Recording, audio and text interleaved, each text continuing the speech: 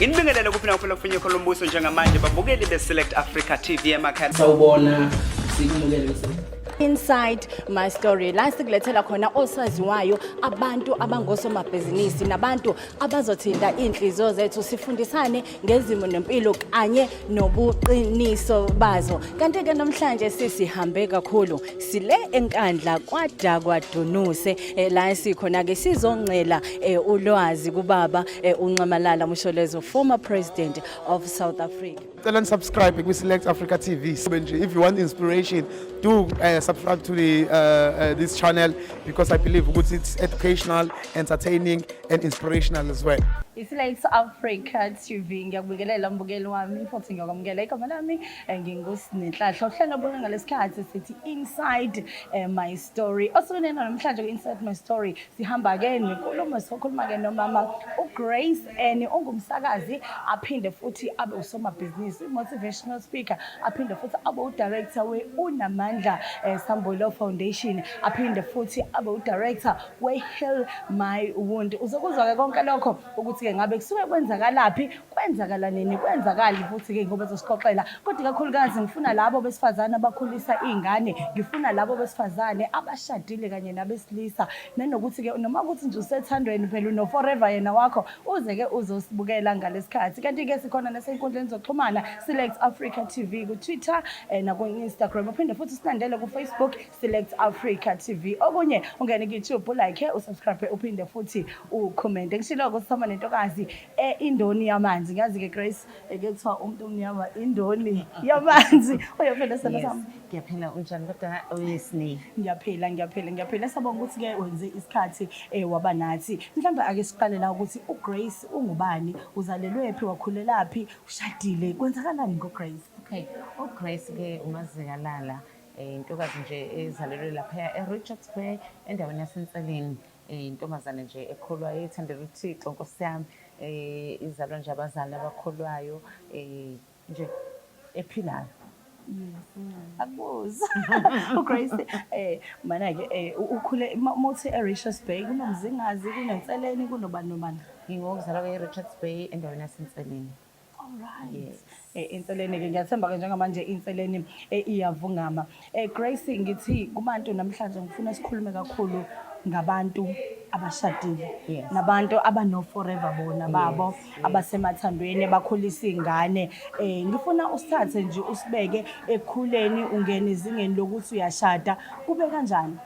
No, ngishada ke ngina 24 wesine. Mangishada nje ngina 24 ila khona engabona khona ukuthi yazothi nje umshado ngempela baqinise ukuthi sibusise sivela kuNkulunkulu. Nami ngabona ngingomunye othola isibusise sivela kuNkulunkulu. Yes, sasemncane ngihlalile ke emshadweni iminyaka evile kwelishumi. Ekuhleleni kwami ke lapha emshadweni la ngifunde khona ukuthi hayi man kunezinto eziningi la okufanele ngizibuke futhi ngizibukisise, kodwa ke angibanga ke nenhlahla yokuthi ngikhone ukulalelwa uma ukuthi ngikhala ngezingqinamba engibhekana nazo emshadweni. Kwakuba yilo nalowo nje wayishinto yakhe ethi bekezela emshadweni kunjeya, emshadweni kunjeya, ekwazi wagcina la khona impela zibheda khona izimo ngempela kakhulu ngikulo mshado okuthiwa bekezela mntanami kuzolonke. Grace singamaZulu thina and uthatha indawo ethi wena uyakholwa. Ngicabanga ukuthi emasontweni iyona ndawo ukwazi ukuthi uhambe uyokhala kuwe yindaba ungalalelanga mawubuka nje. Ngicabanga ukuthi yona into ephilwayo emabandleni amaningi. Amabandla amaningi azi ukuthi uma umuntu enenkinga ingoba mhlasimbe eflathela uNkulunkulu, mhlasimbe ngoba eneyinkinga edinga i-deliverance, but abakwazi ukungena begxile kakhulu ukuthi kahle yini embangela beyinikeza isikhathi somzalwane osuke nenkinga ngaleso sikhathi. Bona kuthathwa nje kube lula kuthiwa hayi nokuzolunga, relaxa kuzolunga, thandaza. Unezinto engadingi ukuthi uthandaze, unezinto ezidinga ukuthi ubaleke ngeenyawo zombili, engadingi nje umthandazo. Grace kwabonakala einsukwini edlule utrenda girl, ukutrenda ku TikTok ngizwile kuthiwa ngowesifazane ozomela abesifazane kwi-men's conference ezolandela. Iqhamukapi le yandaba? Le ndaba leyana iqhamuka la khona abantu besilisa bebona ngathi abanakiwe bona. Ungathi abantu abahlukumezeka yila abantu besifazane kuphela. Wonke umuntu uma ehlukumezeka nje umuntu wesifazane, umuntu wesifazane this, umuntu wesifazane that. Ngahlala ngajula ngathi no man guys. yazi kwabona laba bantu esikhala ukuthi basihlukumeze kwabona bahlukumezekile kwabona bayagowisha sihlezi sikhala ngemgowisho yazi ngiyagowisha mina izinto zami ayihlangani hayibo hlangana nabantu besilisa ngeke ngavula nje inkundla la ngithe mina wonke umuntu uma sewuhilima yonke akaqoqa indaba yakhe yila ngithole khona ukuthi hayi amajita ayagowisha ayagowisha basenkingeni laba basenkingeni laba yabona bathelele yes yabona ila ngisho khona ngathi mina no man akusizi ngizengalinganisa ngami ngathi mina ngenzeka ukuthi unenkinga uphatha kabi umuntu omnyama njengami intokazi eyindoni yamanzi awukushintshe kuvuke ngeyellow bone ngathi mina mhlasimbe khona inkinga ekhona ukushintsheke uhethwe iyellow bone awukujikele ngalana ke uthi Grace awuyisho njengoba wawuyisho ngalela la because ke TikTok uyisho kamnandi and uyabona ukuthi iyabavuselela abantu ibachazela yey lalela cat asakayikhathi sekunjana all right okay no bengiqhuquzela abantu besilisa ukuthi abangakhali guys indoda ekhalayo indoda ebalisayo indoda ehlezi nje inethiwe njalo unethiwe nje umfana waliwe yini vuka ngenye phela musube senithithize ukwalilelwa akasakufuni fine shiya njalo qhubekela phambili isikhathi siyahamba uzolokhu uhleli uthena ungalile bayinikela utshwaleni kuma drugs babona bephuza kangaka bayinikela kangaka kuma drugs hayi ukuthi ukhondolo olumbi lomndeni intombazane nje ethile yavela thatha inhliziyo yayibhekisa phansi naye wananela inhliziyo yakhe yabheka phansi ke emva kwalokho waba isithithibala waba isithothongo somfana badlalela kuye namhlanje woniwa nje intombazane benganjalo uvuke ngenye edakhini uyakelo bone akusho mina kusho Grace ake siphuthume isingene la heal my wounds iqhamukapi heal my wounds ivela la khona sine khona mina ngishadile ngina 24 years ngihlele emshadweni bahlezi bethi abantu ke emshadweni bangena amazinyo ephelele ngenhlanhla ngangene ngaphelele angiphelele khona lapha emshadweni ngingomunye ke njengami ethi cha emshadweni ngafika namazinyo angaphelele inkosi yami so mangifika lapha la ngiwumede thina sishade ngalezi ayikhathi ke kusathiwa niyafaniselana yabo mangigqoke kanjena nje ngabe uhusband uhleli lana neshethi elifana nengubo yabo sashada ngalezo ikhathi so mangihlala la kulomshado izinto ziyashintsha ubhuti usengitshengisa ke manje ukuthi yena kahle kahle ungubani wana kusafanele ngigqoke into engiyithandayo yabo bangigqokile bese nathi bophiduko hayi ngabona ukuthi okay no angivele ngene esitayeleni sami ke sokuthi mangigqoke iduku lami ngizenzela amaduku ami amakhulu ngibuke ngibe muhle kwagcina kwakhona lokho kuyinkinga futhi ukuthi kwalona leli duku usulibopha kanjena ke manje ufuna ukubukwa uyena othi angibopha iduku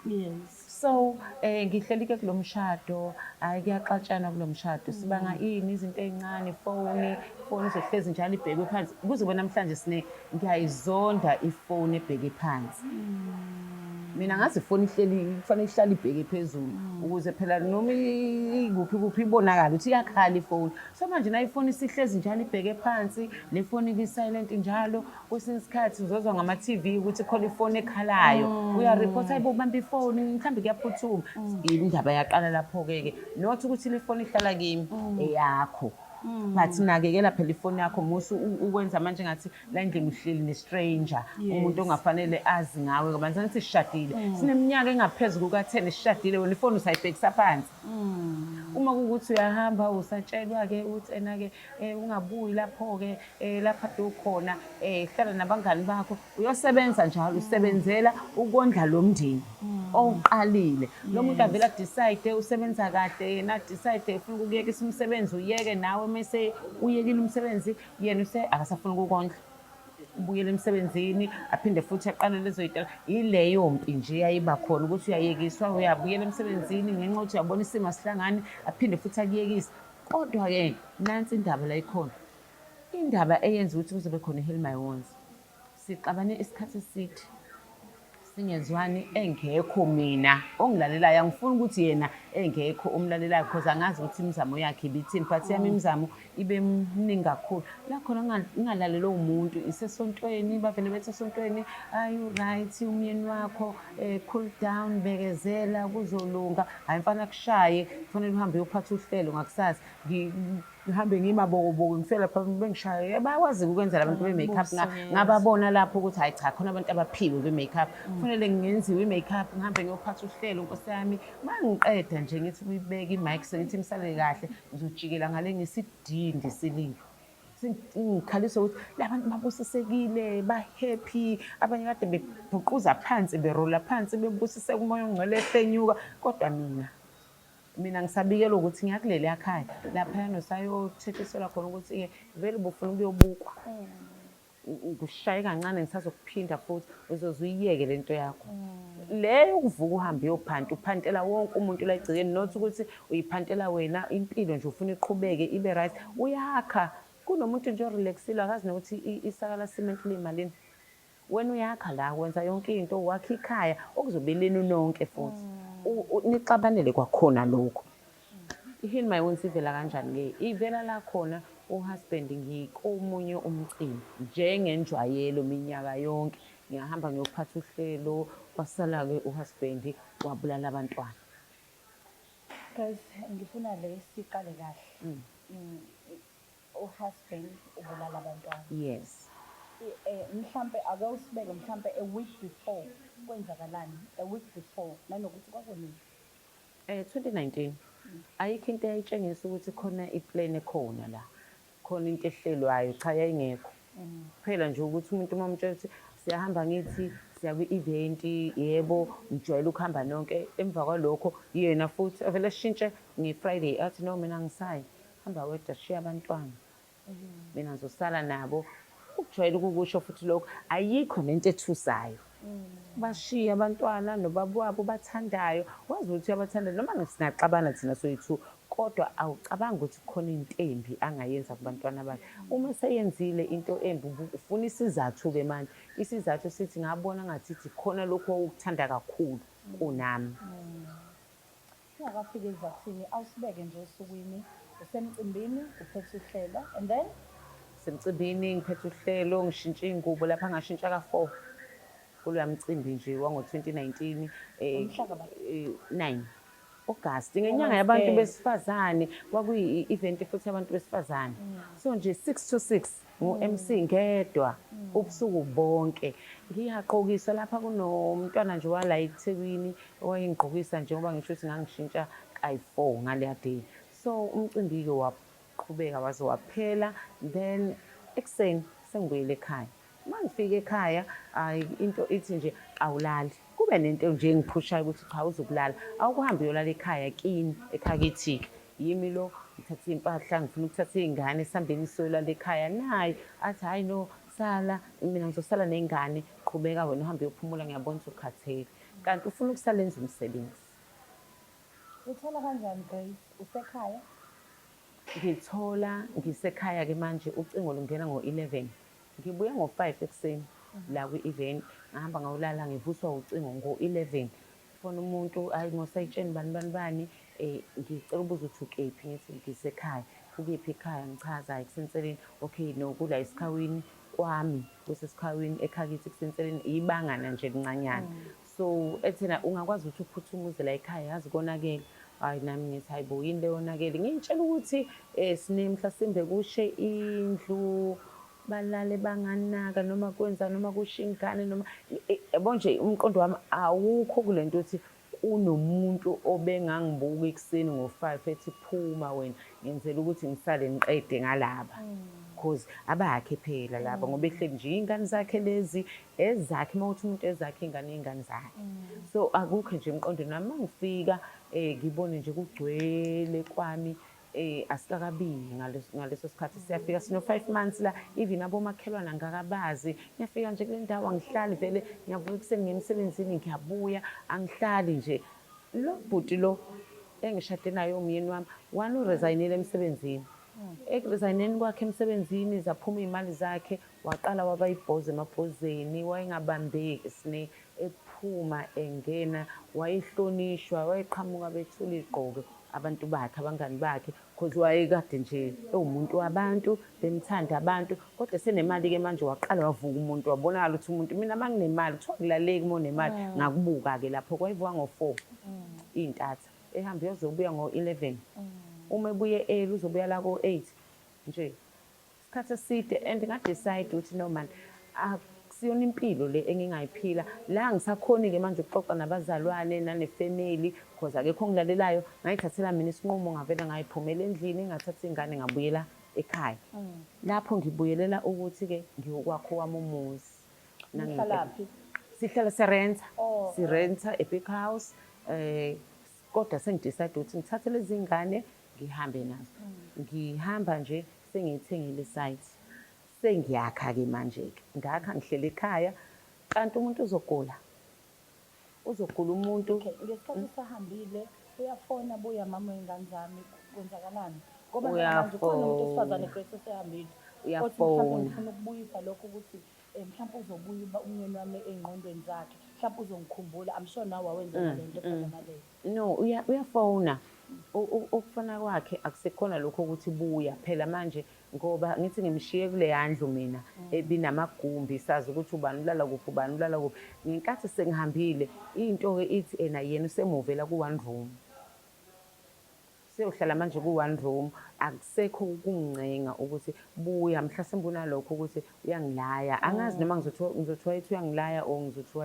wayenzani mina ngiyohlala nami ku-one room manje ekhaya sengiyohlala ney'ngane useyangincenga-ke ngiyakuthanda ngiyabona nje uyafika uzobona iy'ngane then emva kwalokho sengiqedile ukwakha nazi iy'ndaba zingena umyeni wakhe akekho right simbone emoli akekho right ngempela nje ngaba yiphuzu abazalwane abantu nje bayangitshela and bakha ngiyaye ngithi bayikhanda inhliziyo yami ngaleso sikhathi sine because bangenza ngabuyela kuma-senses wami ukuthi hayibo kambe ngishadile umyeni wami lokukhulunywa ngaye makuthiwa simbone emoli ephethe i-6 yamaqanda uyacabanga ubaba umuzi uzothola nje leyo report ukuthi simbone ephethe amaqanda nama-noodles inhliziyo yami bebuhlungu nje then one day kufike omunye umama umfundisi ezongitshela ukuthi ubekade mfonele emtshela ukuthi ucabanga ukuyibulala because of isimo sakhe asikho right uyagula ezongicengela ukuthi asisambe siyombona nami ngempela ngisukumele phezulu ngiyombona mangithi ngiyafika isikhashana nje impela esasime eminyango esatabala sokuvuka embhedeni eyovula eminyango uhleli kulo one room imizi nje qashiwe nje wonke umuntu nje uyabona ukuthi uqashiwe la siyanokha-ke wazovula-ke mayivula umuntu ngathuka ngithuswa ukuthi hawu lo muntu ngimshiye right nemali yonke into ihamba kahle wayi manje ebe kanje imina sinenkosi yami engangena endlini qala ngena endlini ngaqoqa impahla zokugqoka ngaqoqa ngabuyela ekhaya mangifika nje ekhaya kwathiwa uhlela ini ngathi ngeke ngiyamlanda akakwazi uthando lukhona hawu mfethu chabo phela ngangingathandani nje nomuntu yabo ingakho ngithi abanye abavuke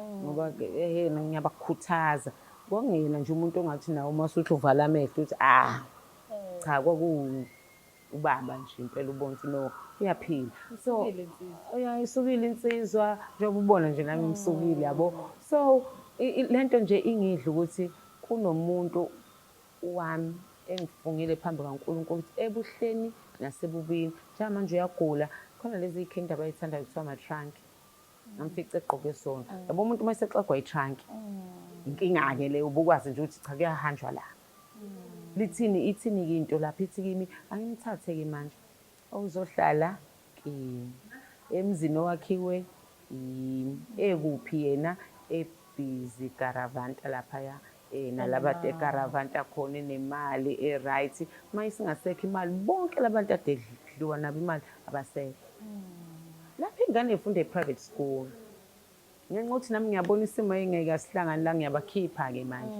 sengibayisa ngapha-ke manje ey'koleni engibona ukuthi ngiyakhona ukuthi ngi-afford kuzona so-ke into yethu-ke ihamba kanjalo wagula ngamsiza wahlala ekhaya waze walulama Lamile Grace usubiziwe-ke manje ekhaya ngosuku lesigameko umhlaka 10 kwakumhlaka ba uyafika ekhaya kugcwele yini esemqondweni wakho ungena esangweni Hayi, ngenkathi nje ngifika yazi ngayibuza into eyodwa ngathi kwenzakaleni, ngangayithola impendulo, ngayibuza lama-danger tape afakwe la egcekeni kwami. Kwenzenjani? Abantu abangaka. Hayibo, ngibona ama-hearse la egcekeni, amaphoyisa, ambulance. Hayibo, kwenzakaleni? Kodwa-ke emqondweni wami into efikayo ukuthi ngenzeka uyibulalile ubhuti.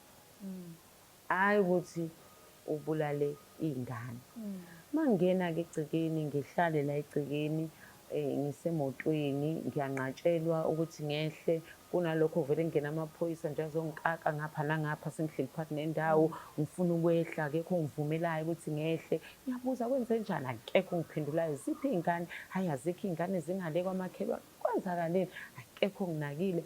Hayibo, kuze kufike ubhuti omunye walaba nje abaphithizelayo la egcekeni. Sekugqokwe ney'mpahla manje, uyabona sekushintshwe ney'mpahla-ke manje abantu awazi noma i-uniform noma yini. Sekuyilo usefaka ama-overall amhlophe, nomunye usefaka okunye okublue, angisaqondi. Sebefaka ongena endlini, sidonsa amaglasi. Ophumayo uyabakhipha. Ngihleli njalo ngiyabuka. Ngifuna ukubuka ukuthi kanti into eyenzakala la. Bese ukuthi ngesikade nje kuqhamuka ubhuti athi, senimtshelile? Bathi no, asikamtsheli, angesikwazi. Ahambe, aphinde abuye. Yavisana nje ngalokho nje emosha isikhathi, athi nje, sisi, umnyeni wakho ubulala iy'ngane zakho, ziwu-2. Are you ready ukubabona? Hayibo, ngizwa ngathi khona into eyenzakalayo, yabo ikhanda ngathi ikhanda liyazula, ngisephusheni, ngizovuka manje. Ngithi mina hayibo, yenzeke kanjani le nto? Bethi nangiyana yena laphayana evenini. So are you ready for ukubona abantwana bakho? Ngithi mina yes. Bethi angehla, bangivulele esuke lo ngala ngehle ngimlandele. Ngithi nje sengikwi-veranda, kube khona uzongidonsa emnyango. Hayi, akabuyele emotweni, ngibuyisele futhi emotweni. Uma ngibuyisele emotweni, abuye futhi lo bhuti. Sikwethulele bona phezulu sisi, noma sibabeke phansi. Ngithi mina baphezulu futhi? Ethi yes. Ngithi okay, bathuleni nibabeke phansi. Babathule, bababeke phansi. Ngingena-ke endlini-ke sebebekwe ephasage la. Ngibuzwe ubhuti uphi, bathi hayi ulapha evenini. Ngithi ngicela ukubona yena, ngiye kuyena evenini. Uma ngifika bangivulele isicapha, ngihluleke ngisho ukumbheka, ukumbingelela. Kunalokho ngifike ngithi kwenzakaleni? Evele uthi ngiyaxolisa Ntombi. Ngibuyele emumva, uma ngifika endlini kufuna ngibhekane nalaba-ke manje. Hhayi, ngibathinte nami ngineliseke. Abasekho. Then emva kwalokho-ke bathathwa-ke bayiswa emakhazini. Ungowesifazane osothandweni, ungowesifazane osemshadweni mncane, uzele abantwana. Grace, yes. Emva kwaleso sigameko, uqhubeke kanjani nempilo? Emva kwaleso sigameko mfethu, akukaze nje kube lula. Abantu bayabhala bethi hayi simbonile lo beseThekwini kuqanjwa amanga kuthiwa ubekwi-event. Simbonile beseThekwini ihamba nendoda yakhe entsha. Baboda bayobhala ku-Facebook, kubulawa iy'ngane because of umfazi ufebile. Engifuna ukusho, the time une-stress nje Nkosi yami awukwazi ukujola. Uma nje sikubambe kahle i-stress, uhlukunyezwa kahle, awukwazi ukuthi nje ngiyakuthanda. Ungayiqabula kanjani leyo ndoda? Ungayigona kanjani leyo ndoda? Uzosithatha isikhathi sokuyigona ngoba uzothi uhleli la uyacabanga ukuthi ekhaya ziyabuya. So ile nto yangifundisa ukuthi hawu, yazi abantu bayakwazi ukuthi esefikile lo wakhipha nje utshani lapha bona befike bezoqhubeka bemba umgodi bakufake. Bengagcini ngokukufaka beze bebase phakathi, bekubasele bangibasela. Abazalwane bebephuma ey'nkonzweni, kwaba nama-open air 2019. Kwaba nama-open air inqwaba. La khona abantu ababeshumayela khona, khonzani uNkulunkulu, niyeke ukufebela amadoda, uNkulunkulu akayithandi iy'febe, ini. Lapho kukhona abantu abakuthandayo, bazokuvidorayizela le nto eshiwo yilo muntu bezokunika. Ukuthi hayi namhlanje-ke intshumayelo esontweni bingawo namhlanje. And kumele wena uma uhlangana nalo muntu uprethende as if yonke into e-right. Awu amini mzalwane unjani? Uma usufulathele useshe enye into. Yileyo nto engayifunda ukuthi la asikwazi ukuphila uphilele omunye umuntu ngenze mina iphutha ila ngayisola khona ngathi imina engenza iphutha la ngifike ngahlala phezu kwento ngabibiyeli umzalwane lona if ngireporta izinto eziningi yabo uyayazi impilo yethu as Christians especially thina ama-Christian kuhlezi kukuhle konke ilana ke ngifunde khona ukuthi bekudlungu kwasekuqaleni vele ukuthi ngilokhu ngithi mina ngiyaxolela mayithi ngiyaxolela yazi sine enye into eyenzeka kwakuthi kade ngishaya sengirepotile ngahamba ekhaya ngayosho sesihlanganisiwe ke manje yabona ukuthi une couch lapha nalapha kune couch uthi ngihleli la mina uhleli lapha ngangisuka kuqala mina la ngiyomcomfort mina ngangicomforta yena ngithi kuzolunga yabo yes sizodlula kulesi simo ngitshela ukuthi kuzolunga kanti lutho ayikho neyodwa into eyalunga ngowesifazane ubekeza yashawa ngowesifazane Grace mhlawumbe mangasubeka umbukelo eSouth Africa TV esithombeni bangakanani labantwana sebethwala amacala ngaka omunye una 7 omunye una 4 gender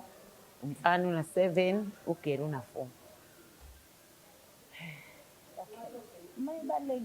ubalengise ngani yabona into engayifica lapha endlini ayikho into eyinganqanyulwanga wena ayina ekitela ama-extension lawo enisuke nixhuma kuwo izinto ethi ayikho into eyayinganqanyulwanga engayifica endlini kwakunqanyulwe yonke into kodwa into alengisa ngayo kothayi bakhe besonto laba abagqoke inkonzo bona laba abagqoke esontweni bona laba abagqoke emsebenzini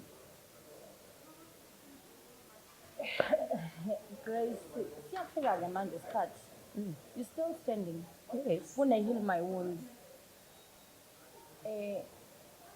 yini engimisile into engimisile ngivesane ngabuka uNkulunkulu because uzame several times ukuthi azama ukuthi-ke manje ufuna ukubulala mina before abulala abantwana mina ngizokubona lokho later ukuthi hawu lo muntu lezi zenzo zakhe ubezama kahle ukubulala mina because ngikhumbula ngelinye ilanga ngilele ngimbone sey'nyaweni zami ephethe umese mangithi hayibo waphatha umese mangibuka isikhathi u-12 ebusuku kunomuntu ophethe umese ngo-12 omile ey'nyaweni zakho ngibuze kwenze njani athi hayi no hayi khona into ebengiyi-check-a nje khona into ebengiyi-check-a ngithi umese ethi hayi no umese nje thank you ethi umese into nje ebengiyiphethe not ukuthi ngifuna ukukulimaza and ngikukholwe yazi ngikukholwe lokho ukuthi angeke lo muntu angilimaze isigameko sokuqala lesi sesibili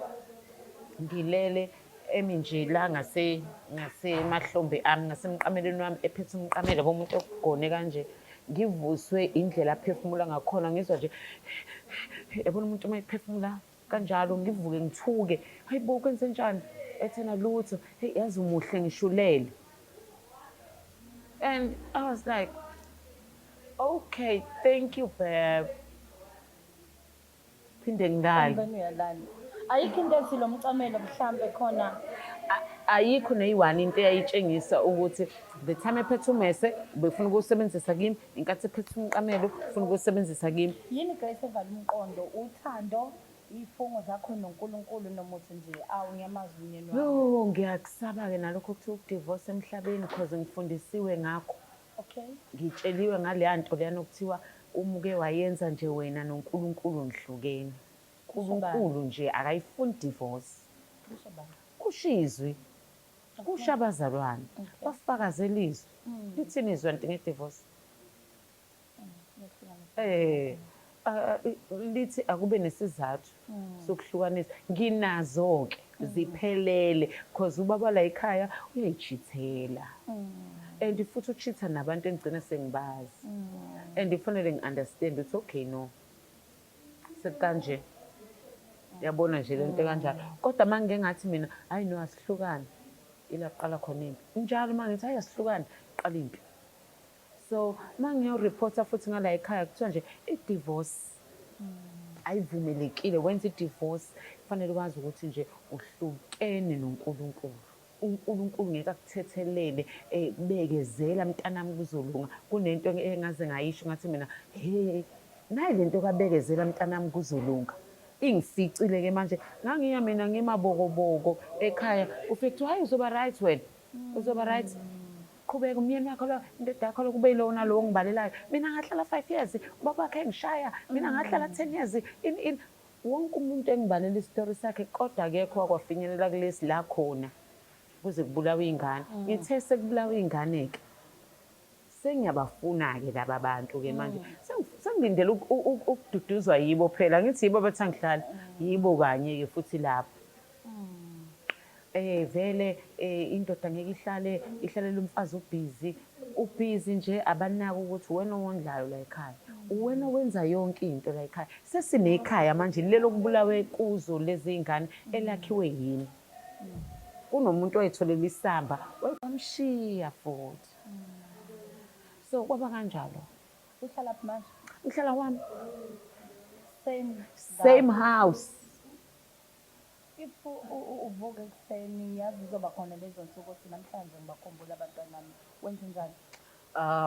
Ngingasho nje ukuthi yabona 2023 izimo zithe ukushintsha ngempela 2020 2021 2022 bekunzima ngale ndlela ukuthi angikwazi even ukubhekana nesithombe odongeni so bekuxoxa ukuthi kwesinye isikhathi ngize ngiyimuve uthola ukuthi ngiyayimuva ngiyikhiphe edining ngiyibeka ekamereni ngiyikhiphe ekamereni ngiyibeka ngapha ngingafuni ukubhekana nazo one day ngathatha nje isinqumo esithi angeke ngiyibeke la ebedroom yami la ngilala khona ngeke ngibuke ukuthi kuzoba njani ila ngiqale khona-ke ngajwayela nje kwaba nalokho ukuthi okay besiba ufola ekhaya kune-3 nje evele yanyamalala ngosuku oluyi-1 abantwana bawu-2 uhusband ngisele ngekho lo oyi-1 omdala uhlala ekhaya naye ufunda laphaya akasezwa lutho akafuni lutho ngokufunda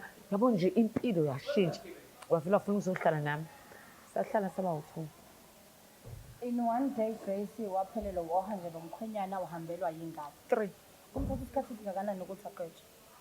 hawu Jehova lapha wasebenza khona into enziwa uNkulunkulu engayibona-ke lapha wagwetshwa ngomhla ka-17 September isenzo sakhe senze ngomhla ka-10 August shuthi yabo ukuthi isikhathi esingangenyanga yonke into yavele yashesha nje and kwangisiza kakhulu ekutheni nami ngikwazi ukuqhubeka ne-healing mangingasho because nganginalokho ukuthi yibo mhlasimbe uzophuma nje buye zoqedela nami kodwa nganginalento ethi hayi no man angizokumuva besha abantu muva kuleli khaya lidayise ngithi ngeke that's why namhlanje futhi Grace ngingowakandlela because ngathatha isinqumo nje sodwa sangifuna ukuba betraya laba babili Abantwana angizokwazi ukuba betraya ngaqhubeka ngaba undlela till today.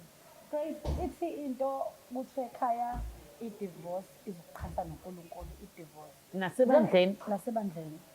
Njengamanje uGrace akanamyeni, uGrace akanangane. uGrace uSawundlela, uGrace akadivorcile namanje. Hayi-ke ngahlala-ke nje isikhathi eside 2020 to 2022 ngihleli nje ngicabanga ukuthi yini-ke manje sekumele ngiyenze because uma ngithola ithuba lokukhuluma naye ngilokhu ngincingiwe nje ukuthi ungangidivorce hayi bo uyayitshala lento bengiyithola ithuba lokukhuluma naye uyayitshala lento emqondweni wami ungangidivorce ngithi why kufanele ngikudivorce vele because ayikho into enzakalayo awukho abantwana bekho yini kufanele ngikudivorce and impendulo ngangayitholi ongangokuthi ngize ngadecide mina August this year ngathi mina no man ngiyadivorce-ke manje sekuthanda mina ngidivorce ngo-August 4 ngafaka isicelo sami se-divorce yaqedwa ngomhla 22 September. Oh my wound, oh Lord. Yini eyafika engqondweni kaGrace sekudlule konke sekwenzeke konke wakhala wahlekwa waphetshwa sakudabukela bakudabukelayo njengamanje uvuka nombono othi heal my wound, oh Lord. Okay, into engenze ngavuka-ke nalento le ngahlala phansi nami ngathi mina bangaki vele abahlukunyezwayo abahleki bangaki namhlanje njengoba ngikhuluma khona nje Sunday namhlanje khona ongayanga esontweni ushayiwe uncikiselwa ngokudla indawo yokulala yonke into. Omunye ufunda iBhayibheli namhlanje uphethe izwi lenkosi uyashumayela lapha phambili but indoda yakhe lapha mayiqeda izomgila iyomenzakalisa. Omunye uyaphoqwa ngathi no man ake mina ngedwa-ke ngisukume mina ngedwa ngifuna umuntu bakhona bazongeseke sizosukuma nabo siyiqale lento lena nangempela basukumile abantu. The time ngiqala lento ethi heal my wounds oh Lord ngathi heal my wounds oh Lord ngangasho ebantwini ukuthi abangihile because ngabona abantu sihlupheka nabo sibuhlungu nabo silimele nabo ngavele ngaya uNkulunkulu ngathi wena uNkulunkulu uwena okufanele usihile-ke manje heal our wounds.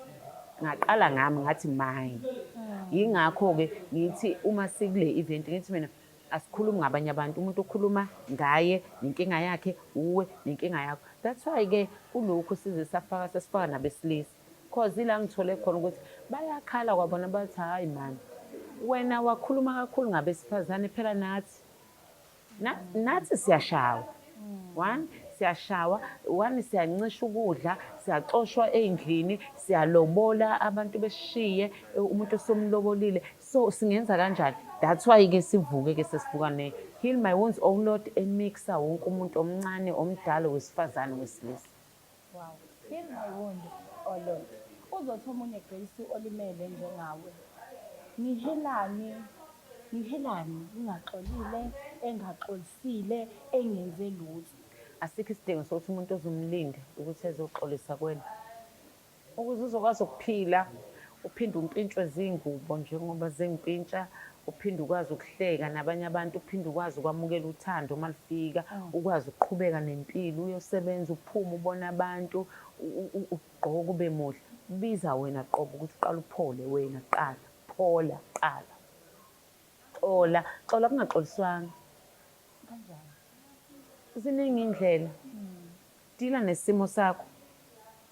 Ikhona nendlela yokuthi aphume ejele wona mina ezothi kimi ngiyaxolisa.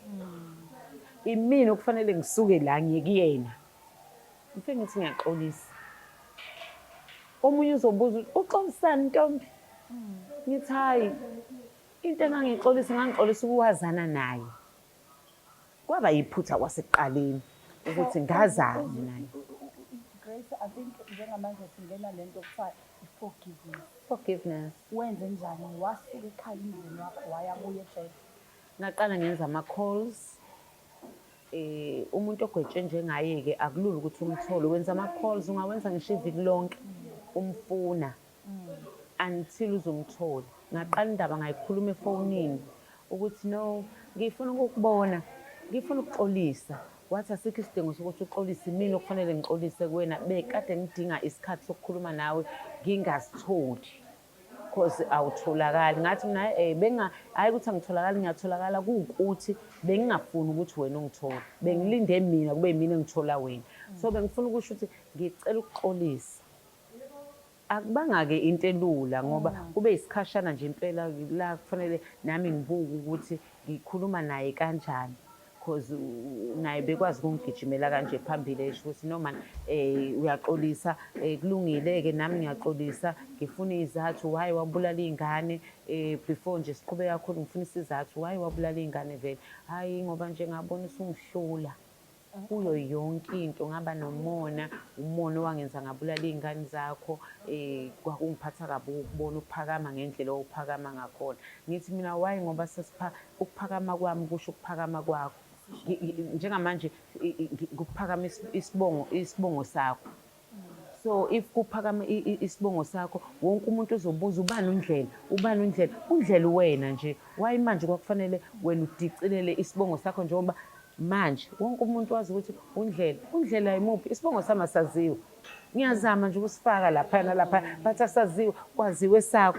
Wayicikwa ngisho ukubuka amabhodi la ama-poster la semgwaqeni ebuye ecasukele lokho ukuthi nje ngiyibonile-ke khona ipost efakwe ekhoneni elithile enawe kodwa nje ubungeke nje ubatshela ukuthi abangayifaki sixabane nje yabona izinto ey'njalo but-ke uxolo into ejulile ifuna wena ukuthi uqale uphole wena kuqala mina kungithathe 3 years ngingafuni ukukhuluma naye ngingafuni ukumbona ngingafuni into engihlanganisa nento ehlangene naye ngingafuni lutho ngibe ngibhizi ngilokho ngiyihila nje ngiyihila ngishone kuma-post yabo ey'thombeni lapha endlini ngithi kodwa ngempela ngamxolela kanjani babweni njani nje ngakwenza ngikhuluma nayithombe kanjani nina-ke nilani khona niyamxolela yini but lokho kwaba i-process nje ukuthi kufanele mina qobo ngiyiphole kuqala that's why-ke ngibe nesibindi sokumqonda ngacela i-divorce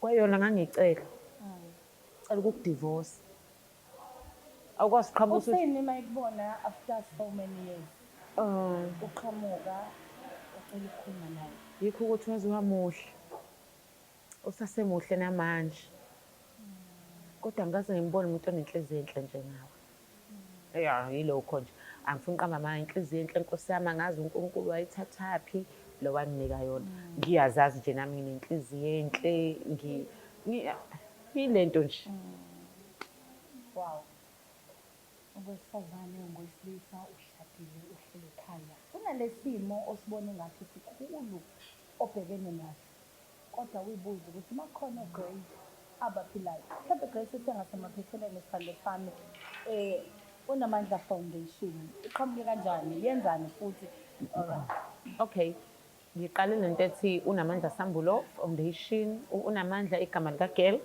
uSambulo igama lika-boy ngahlanganisa lamagama kwaphuma igama elithi unamandla Sambulo Foundation isiza kakhulu abantwana iyabafundisa sinabantwana abafundayo manje siyayiqhenya ngabo bayafunda sinabantwana abahlala kwami manje yikho lokho futhi okuphinde kudala iy'nkinga-ke nakwabanye-ke ngisho omakhelwane baphinde bebaseleke nje ukuthi sasithi kufe iy'ngane kwaphinde futhi kwaba ney'ngane kuleli khaya kuvele kufona umuntu nje athi ngicela ungisiza nkosi yami ingane yami ukuthi nokuthi ngilalela isitori size lapho umuntu afunde aphuma ahambe baganile abanye manje kade ngikhipha umshado omunye uphumele kwami kulo leli khaya leli khaya ley'manga phuma intokazi yakhona la eThekwini naye engenakhaya kwaphoqa ukuthi elami ikhaya ngilenze ikhaya layo nginikeze umkhwenyana umfazi wakhe naye engimthole esevasithi umbona umuntu edlula lapha emgwaqweni lona ohleze egqoke isikibha sodwa mangafaka lesi sikibha ingubo kwenzakalani umbizo usondele uze ukuthi hawu kanti unenkinga engaka akanabazali akanamuntu uhlele evasithi akanawo ngisho NSFAS uphushe njengomzali izinto ezenzakalayo-ke lezo so kwadaleka-ke unamandla Sambulo Foundation siza kakhulu abantwana siyaphuma siyopheka sithanda kakhulu kuyopheka-ke ngithanda nokupheka siyaphuma nje organize nogeli wami umdala lo okhona sihleli ukuthi unamalini asha nami ngi-1,000 laphayana nami ngihlanganise lami sithenge igrosa sibiza abantu sihambe siyopheka enkulisa thizeni sidlale sibeke ama-jumping castle bamnandi look at them bedlala abakho bengekho kwenzakala nenhliziyo lalela ngithi ngiqhamuka nje kube khona nje oyedwa ozovele qhamuka ethi nangu umama wami engingamazi nangu umama wami engihagela emadolweni sekufanele ngimqabuleke-ke ngizothi ngisaqukula lo nangomunye ngapha sekuze kwayinto kimi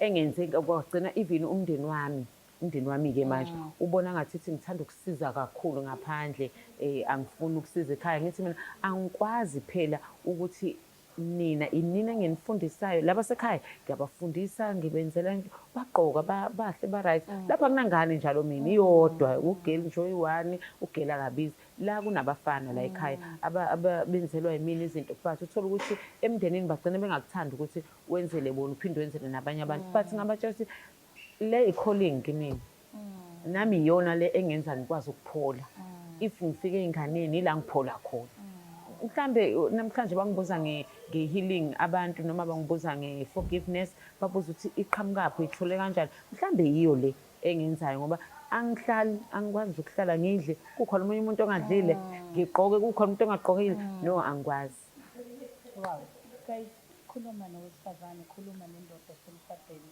okunzima osaba ukuthi abantu bazothini? Ibantu bazothini syndrome ngiyibiza kanjalo. Ibantu bazothini syndrome iyabulala.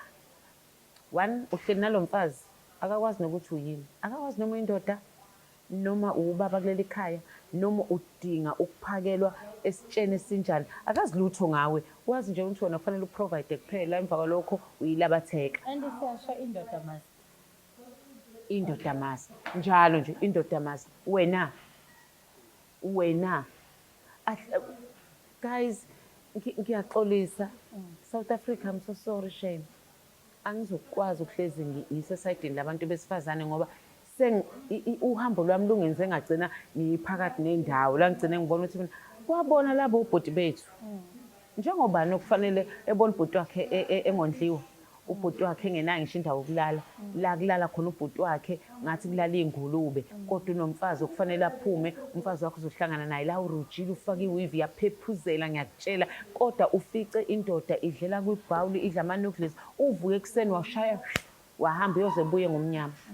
Ubani ungavumi? Mina ngathi kuNkulunkulu, hawu Jehova, uthatha my son, kanti ubungifihlela lento ukuthi enhlizweni yami bekunokuthi yabona ngize ngimthole umfana. Nganginomfana oyedwa uSambulo, ngithi mina yabona-ke lokhu-ke ilokhu kuzothi umama's boy-ke lokhu, ngoba ngifuna ukukufundisa yonke impilo ukuthi impilo ikanjani. Ngeshwa-ke washesha wahamba. Ngathatha isinqumo ngathi mina laba bafethu laba abangathandwa, abanganakekelwa, ngikhona njengoma wabo, njengosisi wabo, ukuthi beze bebuze ukuthi senze njani ma kukanjena. Nginayo isolution. If ukuthi akuhlaleki kulo mshado uhlele kuwona, phuma early ngoba nawe uyindoda uzobulawa. Hayi ukuthi ukubulawa besifazane kuphela, namadoda ayafa. Ayabulawa yibo abesifazane abangafuni ukutshelwa, laba abangafuni ukuboniswa, laba abahlezi bebuka impilo ngale usesebenza iminyaka emingaki. Akubalele yena wazi no kodwa nje ngifuna ukusho ukuthi khona owesifazane futhi uhleli lokho athi kuzolunga, umnyeni wami uzolunga. Ngeke azalunga. Awukwazi ukulungisa umuntu akalungiswa umunye umuntu ulungiswa uNkulunkulu. So if uzohlala kulo mshado dadewethu uthi wena hayi uzolunga, maybe angeke kube nethuba elatholwa yimina lokuthi mina ngasala ngiphila, mhlambe kuzofa wena. Uzobe usukulungisa kanjani usubulewe? Kungcono ulungise manje. Uyabona ukuthi lo mshado awuhlangani, lezi zinto azenzeki. Phuma nje kusasekuhle, bazokukhuluma, ngikunikeza u3 months bekhuluma. After 3 months kube sekuphelile. Mina isivuswa yimina manje. Sekuyimina-ke manje sengiyivusa. Ababekhuluma sekuyibona sebecela mina-ke futhi manje. Sekuyibona bacela mina. Sicela Nkosi yami uze enkonzweni yethu. Ila khona nami sengiyitshela khona-ke hayi angiwahambeli amabandla. Ngoba emabandleni la konakele khona kakhulu. Emabandleni la konakele khona kakhulu.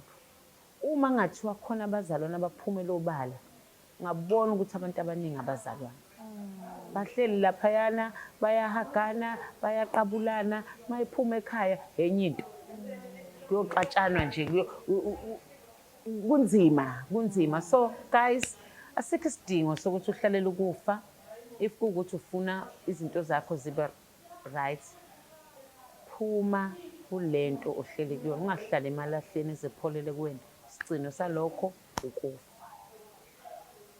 Grace ushayiwe, wafunda mina, kwafunda nawe emlaleli we-Select Africa TV. Grace bazokudinga abantu, I'm 100% sure ngalokho. Utholakala kanjani? Ngiyatholakala ku-Facebook, ngingumazikala la Grace. Ngikhona lapha ku-TikTok. Ngikhona ku-TikTok @Ntombi Ndlela. Yes, amagama ama-2. Creativity yasebenza. Ntombi, phuma, Ntombi Ndlela. Yes.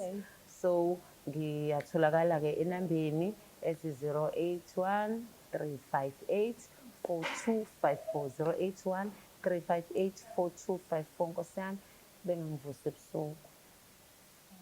ngey'khathi right nje no-WhatsApp ungasenda ngizophendula njengomuntu othandayo nokuyixoxela kodwa-ke okukhulu kakhulu ukuthi ngisho ukuthi uNkulunkulu uyamthwala umuntu futhi ayikho into ongakwazi ukuzenzela yona ngaphandle kokuthi ucele uNkulunkulu ukuthi kube uyena isihlangu sakho elithi izwi lenkosi bonke ababalekela kuyena bayalondeka. Shalom.